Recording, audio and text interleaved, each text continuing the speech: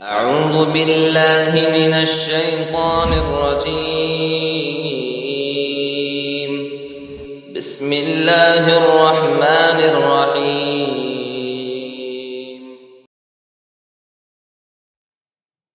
السلام علیکم ورحمۃ اللہ وبرکاتہ۔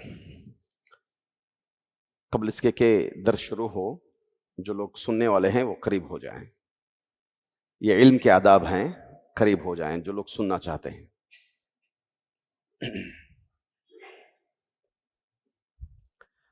الحمدللہ وکفی وسلام علی عبادہ الذین اصطفی، اما بعد فاعوذ باللہ من الشیطان الرجیم من ہمزہ ونفخہ ونفثہ ان الصلاة كانت علی المؤمنین کتابا موقوتا۔ معزز حاضرین، اللہ کا احسان ہے، اس کا بڑا انعام ہے کہ اللہ تعالی اس کے دین کی باتیں سننے کے لیے، سنانے کے لیے ہم لوگوں کو یہاں جمع فرمایا، اور یہ سب سے بہترین مقام ہے اللہ کی نظر میں، جو اللہ کا گھر ہے جس میں دین کی باتیں ہوں۔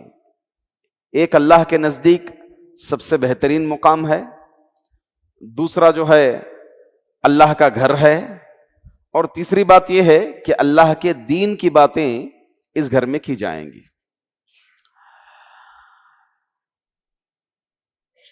اللہ تعالی نے ہم تماموں پر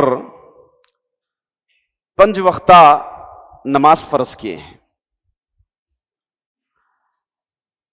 نماز کی اہمیت بتاتے ہوئے اللہ تعالی قرآن میں کئی مقام پر نماز پڑھنے کا حکم دیا، اور اللہ کے رسول صلی اللہ علیہ وسلم نے بھی حکم دیا۔ نماز کی اہمیت کے لیے اتنی بات کافی ہے کہ اللہ کے رسول صلی اللہ علیہ وسلم، آپ کی سیرت کا اگر مطالعہ کریں تو ایسے کئی موڑ آئے اللہ کے رسول صلی اللہ علیہ وسلم پر مشکلات کے۔ ایسے موڑوں پر نبی اکرم صلی اللہ علیہ وسلم نے اپنی قوم کو، اپنی امت کو دعائیں دی۔ جیسے اللہ کے رسول صلی اللہ علیہ وسلم کے ساتھ سفر ہوا تھا، آپ کا سفر ہوا تھا طائف کی طرف، لوگوں نے آپ کے ساتھ ناروا سلوک کیا، بد سلوکی کی، پتھریں برسائے، لہو لہان ہوئے اللہ کے رسول صلی اللہ علیہ وسلم۔ باوجود اس لیے اللہ کے رسول صلی اللہ علیہ وسلم نے دعائیں دی۔ پہاڑ کے فرشتے نے نبی اکرم صلی اللہ علیہ وسلم سے پوچھا کہ اللہ کے رسول آپ حکم دیں، ہم اس بستی کو دونوں پہاڑوں کے درمیان کچیل دیں۔ تو آپ صلی اللہ علیہ وسلم نے کہا کہ اگر یہ نہیں تو ان کے بعد آنے والی نسلیں جو ہے ایمان لے آئیں گی۔ اسی طرح اللہ کے رسول صلی اللہ علیہ وسلم پر جنگ احد میں آپ پر تیریں برسائی جا رہی ہیں، اور صحابہ اکرام آپ کے آڑ ہیں، ان تیروں کا سامنا کر رہے ہیں۔ نحری دون نحری کا یا رسول اللہ، آپ صلی اللہ علیہ وسلم جب بھی جھانکتے تو صحابہ کی طرف سے آواز آتی کہ اللہ کے رسول آپ کے آگے میرا سینہ ہے، اللہ کے رسول لہٰذا آپ نہ جھانکنا، کہیں آپ کو تیر نہ لگ جائے۔ ایسے سمے اللہ کے رسول صلی اللہ علیہ وسلم پر سامنے سے تیریں برسائی جا رہی ہیں، اور صحابہ جو ہے ان تیروں کا مقابلہ کر رہے ہیں، اپنے سینوں کو سامنے کیے ہوئے ہیں، پیش کیے ہوئے ہیں، اور اللہ کے رسول صلی اللہ علیہ وسلم کبھی ادھر جانب سے کبھی ادھر جانب سے جھانکتے ہوئے یہ دعائیں دیتے ہیں، اللہم اہدی قومی فإنہم لا یعلمون، اے اللہ میری قوم کو ہدایت دے، یہ نہیں جانتی ہے۔ تو ایسے کئی موڑ آئے اللہ کے رسول صلی اللہ علیہ وسلم پر، مگر ایک موڑ ایسا بھی آیا، ایک واقعہ ایسا بھی ہوا جسے ہم جانتے ہیں جنگ احزاب، جنگ خندق۔ جنگ خندق میں ہوا کیا کہ مختلف افراد قومیں مدینہ پر وار کرنے کے لیے آئے تھے، مسلمانوں کا نام و نشان مٹانے کے لیے آئے تھے، تو مدینے پر حملہ ہوا، اس طرح سے خندق کھودی گئی، اب تیریں ادھر سے بھی برسائی جا رہی تھی، آپ صلی اللہ علیہ وسلم مصروف تھے، اور ادھر جو ہے ایمان کا امتحان ہو رہا تھا، مومنین اور منافقین میں تفریق ہو رہی تھی، منافقوں نے اپنا جلوہ دکھا دیا تھا، قرآن کریم کی آیتیں نازل ہو رہی تھی منافقین کے متعلق، پھر ادھر اندرونی یہودیوں کا ایک قبیلہ اپنی شرارتیں کر رہا تھا، اس طرح سے نبی اکرم صلی اللہ علیہ وسلم جنگ میں مصروف رہے۔ آپ صلی اللہ علیہ وسلم سے نمازیں آپ بھول گئے، اللہ کے رسول صلی اللہ علیہ وسلم کو جب یاد آیا تو آپ صلی اللہ علیہ وسلم نے اکٹھا نماز عصر، کچھ روایت میں نماز ظہر کا بھی ذکر ہے، آپ صلی اللہ علیہ وسلم نے تینوں نمازیں اکٹھا کی، بالترتیب آپ نے پڑھا۔ اس سمے اللہ کے رسول صلی اللہ علیہ وسلم نے بدعا دے دی قوم پر، کہا کہ ان کی وجہ سے میری نماز تاخیر ہوئی ہے۔ تو سوچنے کی بات ہے کہ آپ صلی اللہ علیہ وسلم پر جان لیوا حملہ ہو رہا ہے، ادھر جو ہے ہجرت کا موقع ہے، آپ لوگوں کی امانتوں کی فکر کرتے ہوئے علی رضی اللہ عنہ کو اپنے بستر پر چھوڑے جا رہے ہیں، ادھر طائف گئے ہیں، بجائے آپ کی دعوت قبول کرنے کے لوگوں نے آپ کے ساتھ ناروا سلوک کیا، آپ پر پتھر برسائے جا رہے ہیں، اور ادھر آپ پر تیریں برسائی جا رہی ہیں، آپ دعائیں دے رہے ہیں، مگر یہاں پر صرف نماز تاخیر ہو رہی ہے۔ نماز اس میں کیا غلطی ہے؟ پکڑے نہیں تھے، جنگ کا معاملہ تھا، اس جنگ کے سبب کارن جو ہے نماز تاخیر ہو گئی اللہ کے رسول صلی اللہ علیہ وسلم کی، تو آپ صلی اللہ علیہ وسلم بدعا دے رہے ہیں۔ اس سے نماز کی اہمیت ہمیں معلوم ہوتی ہے۔ تو حاضرین، اس کی دوسری اہمیت پر ہم اس چیز کو دیکھیں کہ قرآن کریم شریعت مطہرہ کے جتنے احکامات ہیں، روزہ، زکوٰۃ، حج، دیگر احکامات، آپ صلی اللہ علیہ وسلم پر وحی کیے گئے، مگر نماز کے معاملے کو اللہ کے رسول صلی اللہ علیہ وسلم کو 7ویں آسمان پر بلا کر نماز فرض کی گئی۔ اس سے بھی نماز کی اہمیت کا اندازہ ہوتا ہے۔ الغرض، میں آج کے اس درس میں نماز کی اہمیت پر بات نہیں کروں گا، اس پر کچھ اشارہ دینا تھا، دے دیا میں۔ سوال یہ ہے، نماز کی اتنی اہمیت ہے، ہم نماز بھی پڑھ رہے ہیں، ایک طرف قرآن کریم میں نماز کی اہمیت پر اللہ تعالیٰ 12 مقام پر فرمائے اقیموا الصلاۃ ان الصلاۃ تنہی عن الفحشاء والمنکر، نماز جو ہے فحش چیزوں سے، برے کاموں سے روکتی ہے، اور ادھر جو ہے برائیاں بھی ہو رہی ہیں، وہی گناہ نماز کی نماز بھی پڑھ رہے ہیں، اور جو لوگ سود خوری میں ڈوبے ہوئے ہیں وہ سود خوری ہے چل رہی ہے، ادھر نماز کی پابندی بھی ہو رہی ہے، زبان پر جھوٹ جاری وہ ساری ہے، ادھر نماز کی اہمیت بھی ہو رہی ہے، کاروبار میں لوگ دھوکہ دے رہے ہیں ایک دوسرے کو، ادھر نماز کی اہمیت جاری، نماز کو پڑھ رہے ہیں مگر گالی گلوچ جیسے زبان میں تھی ویسے زبان پر گالی گلوچ جاری وہ ساری ہیں، نہ ہماری زبان محفوظ ہے، نہ ہم گناہوں سے رک رہے ہیں، باز آ رہے ہیں، باوجود اس کے ہم نماز پڑھ رہے ہیں۔ تو چلیے ہم جانیں گے، آج مختصراً میں بتانے کی کوشش کروں گا کہ ہم نماز پڑھ رہے ہیں مگر اس نماز کے کچھ حقوق ہیں، اس کے کچھ تقاضے ہیں، اس کو ہم اگر ان تقاضوں کے ساتھ، ان حقوق کے ساتھ اگر ہم 5 وقتہ نماز پڑھیں گے تو یقیناً ہماری یہ نماز گناہوں سے ہمیں روکے گی۔ اللہ تعالیٰ کی بات تو جھوٹ نہیں ہو سکتی، قرآن تو جھوٹ نہیں ہو سکتا، قرآن کہتا ہے ان الصلاۃ تنہی عن الفحشاء والمنکر، یقیناً نماز برائیوں سے، فحش کاموں سے روکتی ہے۔ تو وہ کیا حقوق ہیں، کیا تقاضے ہیں؟ کچھ تقاضے فرض نماز کھڑے ہونے سے پہلے ہے، اب نماز کی بات بولے تو صرف فرض نمازوں پہ بات کریں گے انشاءاللہ۔ کچھ تقاضے فرض نماز شروع ہونے سے پہلے ہیں، اور کچھ تقاضے دوران نماز ہیں، اور کچھ تقاضے فرض نماز کے بعد ہیں۔ انشاءاللہ ان تینوں حصوں میں ہم بات کریں گے۔ فرض نماز شروع ہونے سے پہلے نماز کے کیا تقاضے ہیں؟ سب سے پہلی چیز کہ ہم فرض نماز کے لیے وقت سے پہلے ہم تیاری کریں اس کی. نماز کی تیاری کب سے کرنا ہے؟ جب اذان ہو رہی، اذان سنے آئی تو ارے نماز کو جانا ہے. نہیں، نماز، اس فرض نماز کی وقت سے پہلے ہم تیاری کریں. اب دیکھیں، ہمارے دنیا میں کچھ امور ہو، امپورٹنٹ میٹنگیں ہوں، کب سے تیاری کرتے ہیں؟ ہاں، عید ہم اتنی اہمیت دیتے ہیں، یقیناً اہمیت ہے، مسلمانوں کی خوشی کا دن ہے. عید کی تیاری رمضان سے پہلے کرتے ہیں. شادی اتنی اہمیت ہم دیتے ہیں، اس کی تیاریاں پورا خاندان کرتا ہے. کپڑے خریدنا، یہ خریدنا، شادی محل بک کرنا، دعوت میں مہمان آ رہے ہیں، کسی بھی طرح سے جو ہے کمی پیشی نہیں ہونا وغیرہ، جتنی تیاریاں ہیں کرتے ہیں. کیوں؟ ہمارے پاس یہ چیز اہمیت کے حامل ہے. اس سے زیادہ کس چیز کی اہمیت ہے؟ بولیے میرے بھائیوں، اہمیت کس کی ہے سب سے زیادہ؟ نماز کی ہے.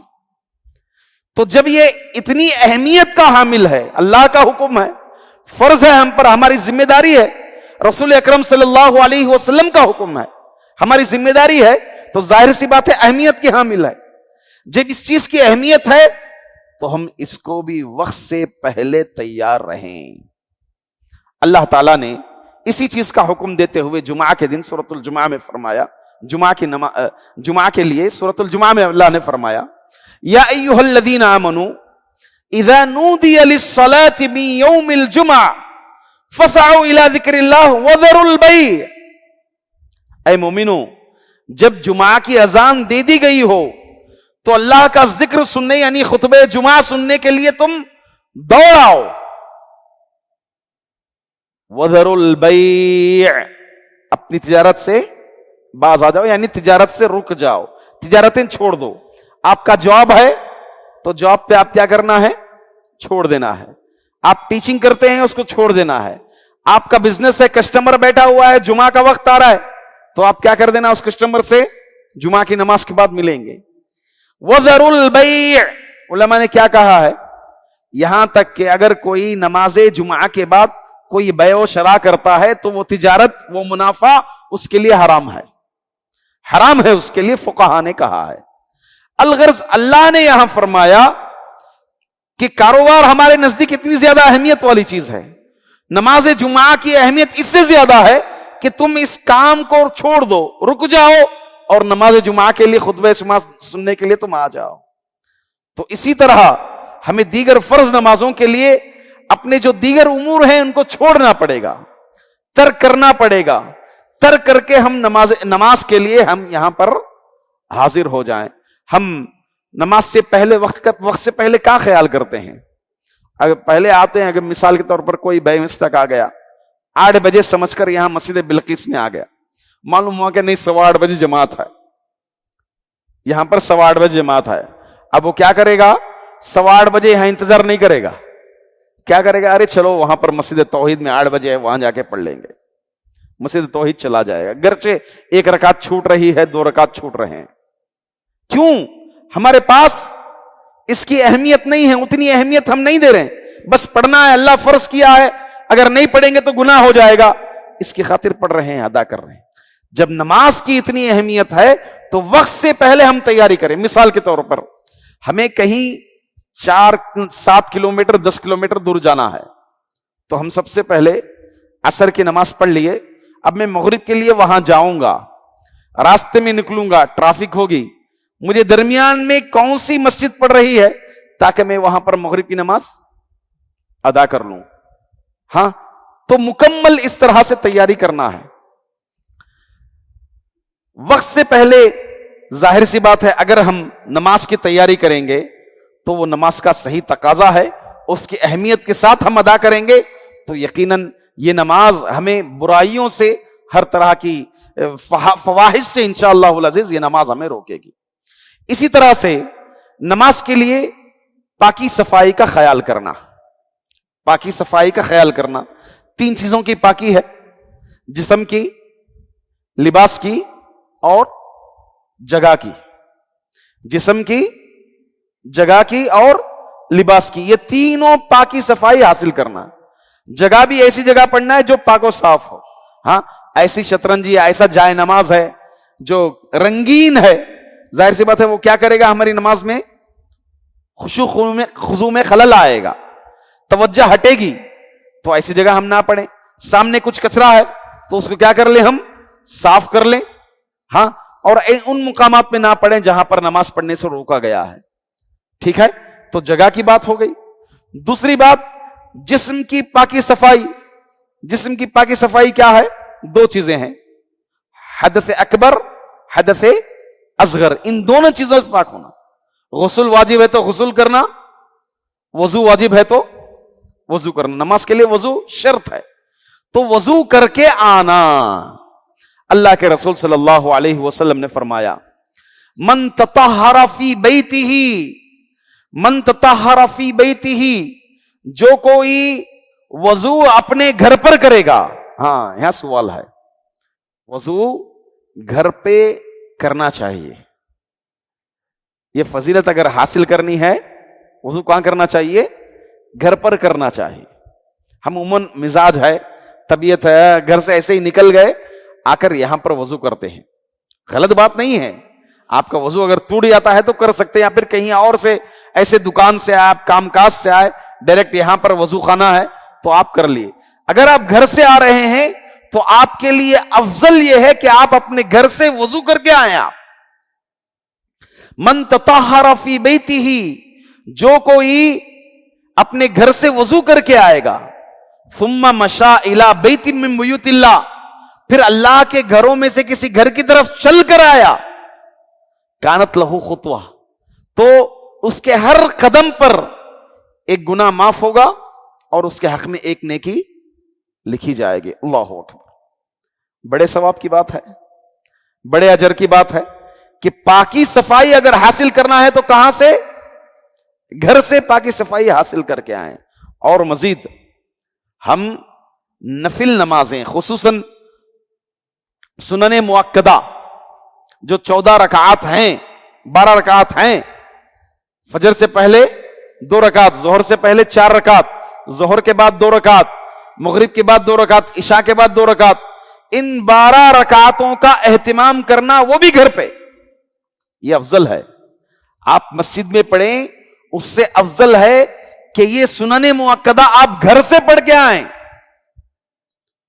اللہ کے رسول صلی اللہ علیہ وسلم ان نمازوں کے بارے میں اما عائشہ فرماتی ہیں کہ اللہ کے رسول صلی اللہ علیہ وسلم فجر سے پہلے کے 2 رکعت، ظہر سے پہلے 4 رکعت پڑھتے، پھر فرض نماز کے لیے جاتے، پھر گھر پر آتے، فرض نماز کے بعد کے ظہر کے بعد کے 2 رکعت پڑھتے، پھر مغرب کی نماز کے لیے جاتے، مغرب کے بعد آ کر گھر پہ 2 رکعت پڑھتے، پھر عشاء کے لیے جاتے، گھر پر آ کے 2 رکعت پڑھتے تھے اللہ کے رسول صلی اللہ علیہ وسلم.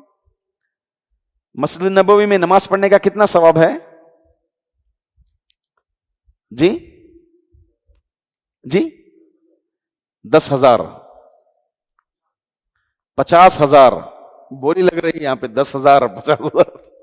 جی آپ تو ایک دم شارٹ پہ آ گئے. 500، جی 70,000. ہاں یہ بولی دیکھو بڑی، 10، 50، 70، 1,000، 50,000. ماشاء اللہ. اب ہم کہہ رہے ہیں 50,000، 70,000، 10,000، 500. تو حدیث ہمیں کیا کہتی ہے؟ اللہ کے رسول صلی اللہ علیہ وسلم نے فرمایا، جو کوئی مسجد النبوی میں نماز پڑھے گا 1,000 نمازوں کا اس کو ثواب ملے گا. مسجد الحرام میں پڑھے گا 1,00,000 نمازوں کا زائد ثواب ملے گا. مسجد اقصی میں پڑھے گا 500 نمازوں کا زائد ثواب ملے گا. مسجد النبوی میں جو پڑھے گا 1,000 نمازوں کا زائد ثواب ملے گا. حدیث جو کہے گی وہی بات ہے.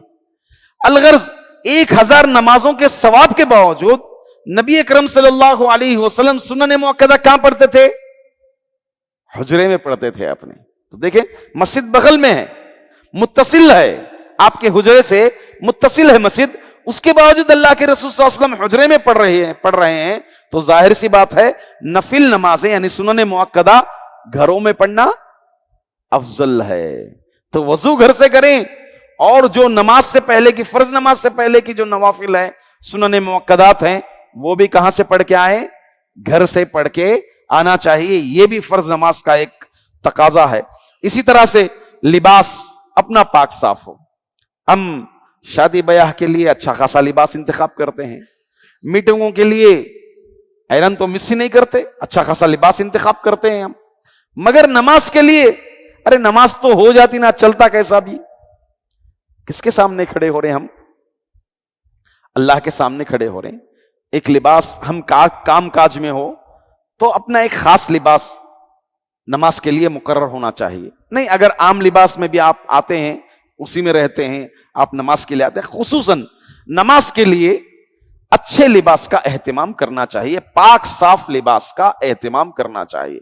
अब देखें, अमूमन देखा जाता है कि मस्जिदें नमाज होती रहती हैं, कुछ हमारे नौजवान ऐसे जींस पैंट पहने या फिर इतनी टाइट पैंट पहने सजदे में जा रहे हैं तो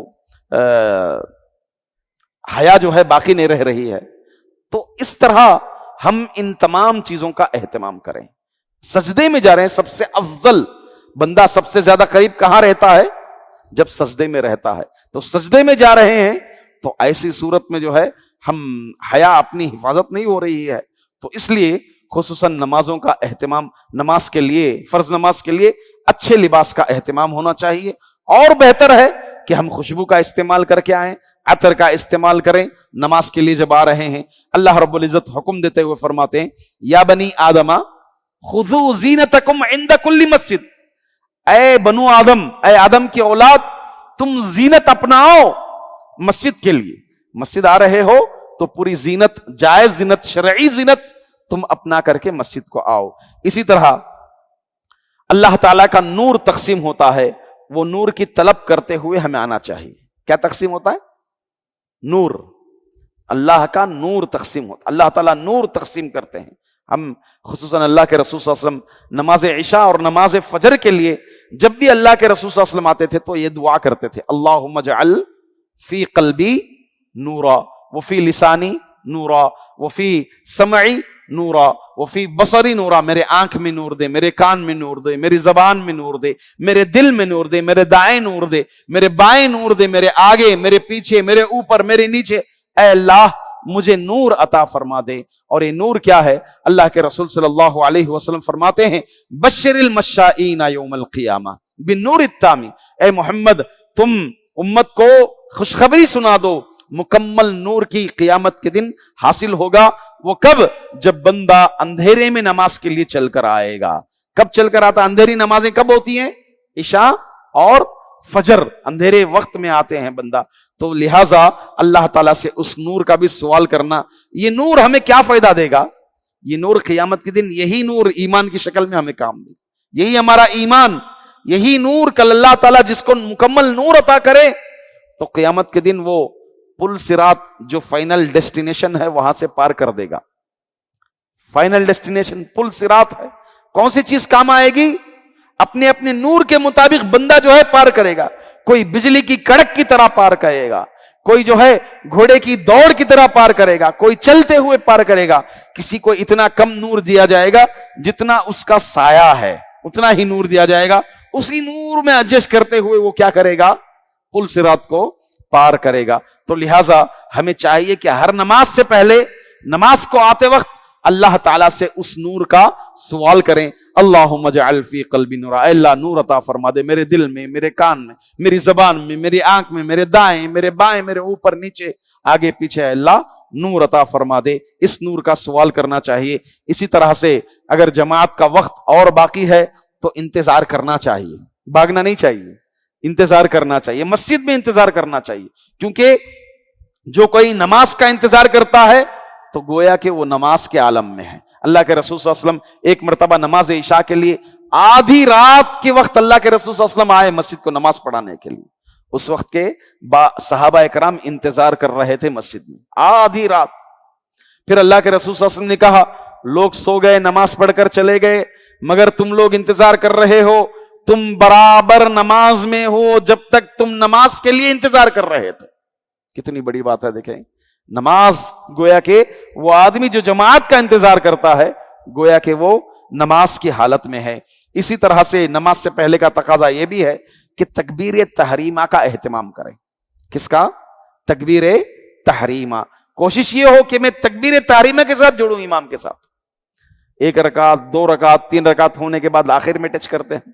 تکبیر تحریمہ اللہ اکبر جو اقامت دی جا رہی ہے اس کے ساتھ جڑنا چاہیے. اللہ کے رسول صلی اللہ علیہ وسلم نے فرمایا من صلی 40 یوما یدرک الجماع کتبت لہ براءتان. جو کوئی 40 دن جماعت پا کر کے جماعت کے ساتھ تکبیر تحریمہ کے ساتھ نماز پڑھے گا اس کو 2 چیزوں سے برات کیا جائے گا. نمبر 1 نفاق سے برات کیا جائے گا، نمبر 2 جہنم سے برات کر دیا جائے گا. اللہ اکبر، کتنی بڑی کامیابی ہے. اسی طرح سے یہ ہو گئی باتیں یہاں تک نماز سے پہلے کا تقاضا. مختصر انشاءاللہ 5 منٹ میں بات کو ختم کر دیں گے.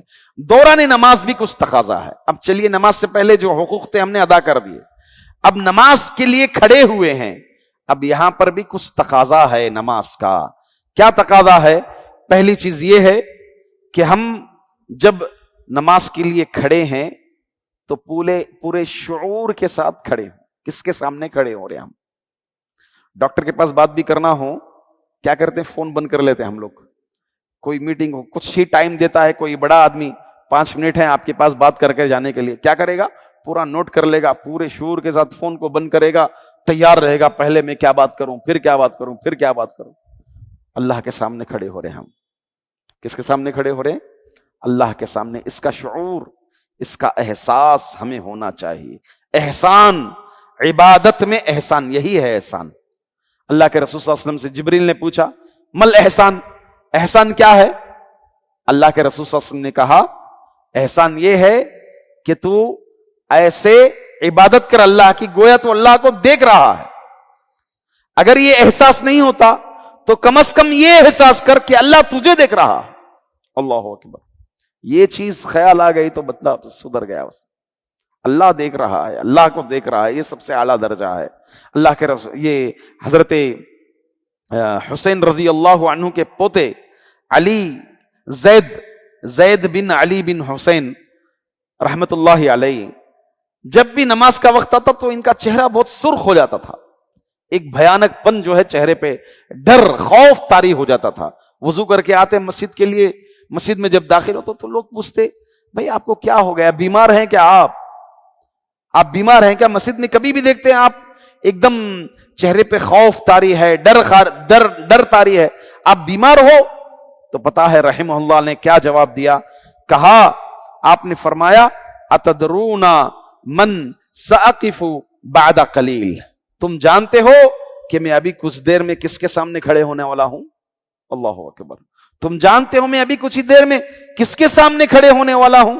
تو یہ احساس، یہ شعور نماز کے دوران ہونا چاہیے. اللہ کے رسول صلی اللہ علیہ وسلم اسی لیے خشوع کے ساتھ پڑھنا چاہیے نماز. خشوع اور خضوع کا اہتمام کرنا چاہیے. اس کو باقی رکھنے کے لیے آپ صلی اللہ علیہ وسلم نے فرمایا 2 چیزیں ہمیں اپنانی ہیں. کئی چیزیں ہیں، اس کو باقی رکھنے کے لیے ہم ایسے نماز پڑھیں. آپ صلی اللہ علیہ وسلم ایک آدمی کو نصیحت کرتے ہوئے فرمایا صلی صلاۃ مودع، ایسے نماز پڑھو کہ گویا یہ آپ کی الوداعی نماز ہے. یعنی مغرب آپ نے پڑھا، ایسے پڑھیں کہ شاید مجھے عشاء ملے گی یا نہیں ملے گی.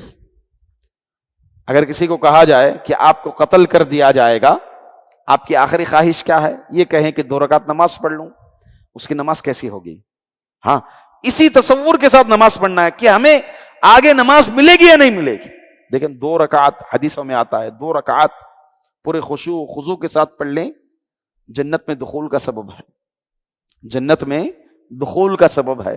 تو کتنی بڑی کامیابی ہے، کتنی بڑی، کون سی نماز ہمیں جنت لے جائے گی؟ جی، تو اس طرح سے ہمیں ایسے نماز پڑھنا چاہیے گویا یہ ہماری الوداعی نماز ہے. ایک حدیث میں اللہ کے رسول صلی اللہ علیہ وسلم نے یہ بھی حکم دیتے ہوئے فرمایا کہ نماز میں پوچھا گیا کہ اللہ کے رسول نماز میں خشوع کیسے باقی رکھا جائے؟ تو اللہ کے رسول صلی اللہ علیہ وسلم نے کہا نماز میں خشوع باقی رکھنے کے لیے جہنم کو یاد کرو. کس کو یاد کرو؟ جہنم کو یاد کرو. غور کرنا ہے تلاوت قرآن پر. قرآن جو تلاوت کی جا رہی ہے، جہنم کی آیتیں آتی ہیں، ہاں، تو اس سمے جو ہے جہنم کو بکثرت یاد کرنا چاہیے. تو نماز میں آٹومیٹک کیا آ جائے گا؟ خشوع آ جائے گا. یہ ہو گئی نماز کے دوران کی بات تفصیل ہو گئی، میں شارٹ کر رہا ہوں. نماز کے بعد ایک تقاضا یہ ہے کہ ہم ذکر و اذکار کا اہتمام کریں. نماز کے بعد ذکر و اذکار کا. ہمارا کیا ہوتا ہے، پہلا سلام مسجد میں، دوسرا سلام چپل کے پاس، ایسے بھاگتے ہیں. ہاں کیا کہا گیا ہے، قول مشہور ہے، المنافق فی المساجد کالطائر فی الحبس والمؤمن فی المسجد کالسمک فی الماء. منافق کی مثال مسجد میں ایسے ہی ہے جیسے ایک پرندہ پنجرے میں بند ہو. کیا کرے، پنجرہ کھولے تو کیا کرے گا پرندہ، فرار ہو جائے گا. اور مومن کی مثال مسجد میں ایسے ہی ہے جیسے مچھلی پانی میں ہوتی ہے. مچھلی کو پانی سے باہر نکالے تو کیا کرے گی، پانی میں چھوڑ دیں تو سکون سے رہے گی. تو اس طرح سکون سے، اطمینان سے کیا کرنا چاہیے، اذکار کا ہمیں اہتمام کرنا چاہیے. کتنے پیارے پیارے اذکار ہیں. اللہ کے رسول صلی اللہ علیہ وسلم فرمائے، اللہم اعنی علی ذکرک. ہاں شیطان کبھی بھی بھڑکا سکتا ہے، گمراہ کر سکتا ہے. یہ دعا کریں، اللہم اعنی، مدد کریں، اللہ تو میری مدد فرما، علی ذکرک و شکرک و حسن عبادتک. اور پھر یہ سبحان اللہ، الحمدللہ، اللہ اکبر، آخر میں لا الہ الا اللہ سے 100 مکمل کرنا. ہاں اس کی فضیلت حدیثوں میں بیان کی گئی ہیں. تو لہٰذا یہ 3 چیزیں ہیں، نماز سے پہلے تقاضے کچھ، دوران نماز کچھ تقاضے، اور نماز کے بعد تقاضے. اگر ان تقاضوں کے ساتھ ہم فرض نمازیں ادا کریں گے تو یقیناً یہ نمازیں ہمیں برائیوں سے، گناہوں سے، فواحش سے، منکرات سے انشاءاللہ العزیز روکے گی. بس میں اپنی بات کو یہیں پر ختم کرتے ہوئے اللہ تعالیٰ سے دعا کرتا ہوں کہ اللہ تبارک و تعالیٰ ہم تمام کو نماز کی اہمیت جانتے ہوئے 5 وقتہ نمازوں کی پابندی کرنے کی توفیق عطا فرمائے، اور نماز کے تقاضے، اس کے حقوق ادا کرنے کے اللہ تعالیٰ ہم تمام کو توفیق عطا فرمائے. آمین. اقول قولی ھذا استغفر اللہ لی ولکم ولسائر المسلمین من کل ذنب فاستغفروہ انہ ھو الغفور الرحیم.